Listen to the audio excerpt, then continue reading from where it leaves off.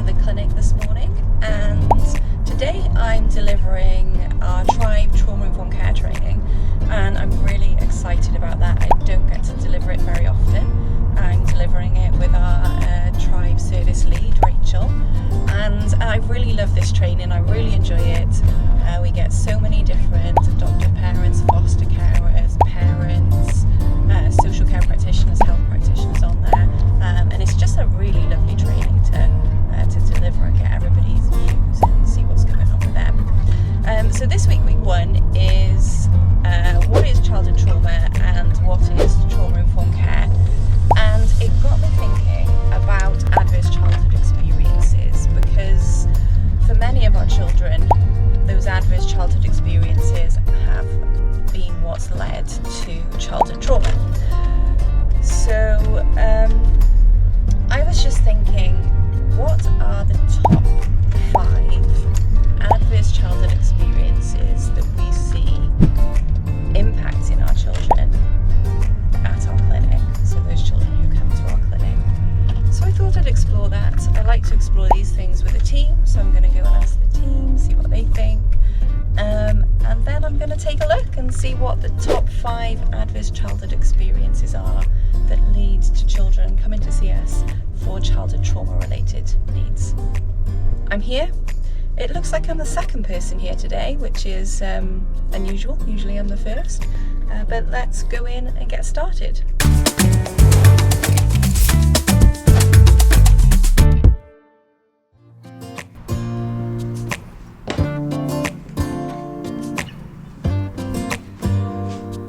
First off, I'm going to check out with some of the team what they think are the ACEs they most frequently see in the backgrounds of the children that we support.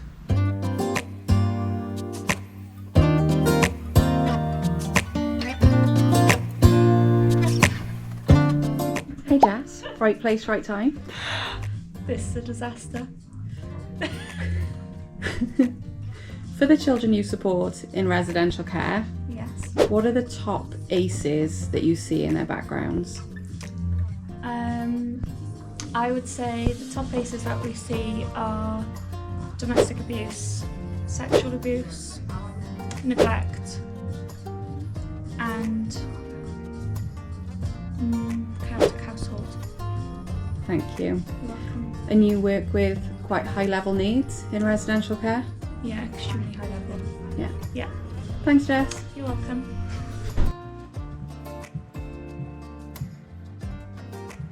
Hello, Rachel. Hiya. What do you think are the top adverse childhood experiences that we see in children's backgrounds? So the children that we work with, some of the things that they may have experienced is neglect, so physical neglect, emotional neglect, also domestic violence in the home, and witnessing that on a daily basis, and family separation that sometimes comes up, which is quite common. That's a huge one, isn't it? Yeah, whereby they're separated from their family, but also from their siblings as well, if they're placed in different foster placements as well. Brilliant. Thank you, Rachel. Thanks. Some great insights from the team there. Now to consider the top 5 ACEs we see in young people's backgrounds.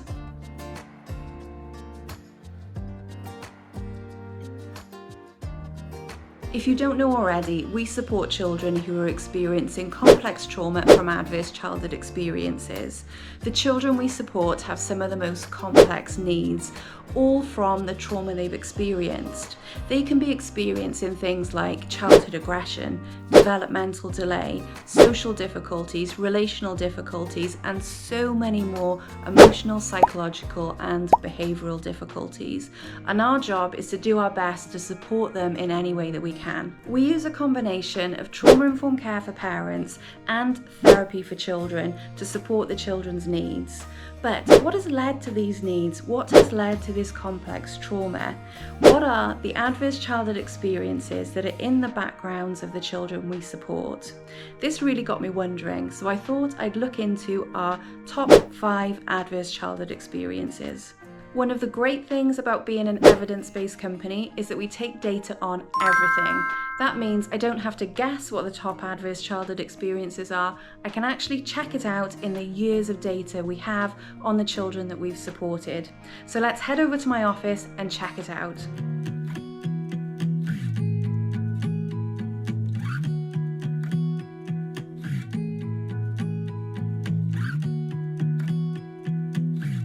Okay, I have the information. Let's go check out the top 5 adverse childhood experiences. The team have all just started coming into the clinic. It's also started tipping down with rain. It's a horrible day from being a nice day this morning. The perfect time to really talk about the top 5 adverse childhood experiences. So here they are.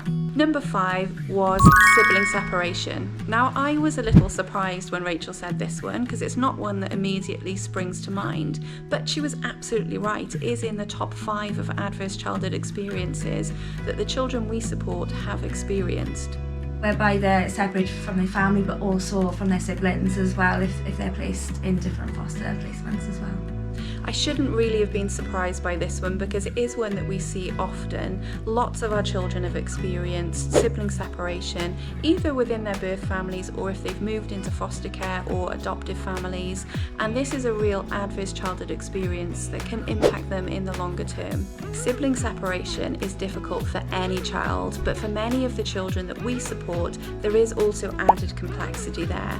Often their sibling has been the only constant person in their lives, and then when they're separated from them, that constant goes, so there's nothing consistent within their lives.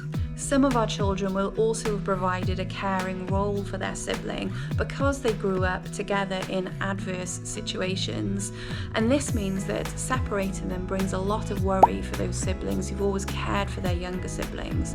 What will happen to them? What will they do when I'm not there? Will they be looked after? So there's lots of adversity that comes with sibling separation, and we can really see how it can have a huge emotional impact and cause childhood trauma. Let's go check out adverse childhood experience number 4. The 4th most seen adverse childhood experience was domestic abuse.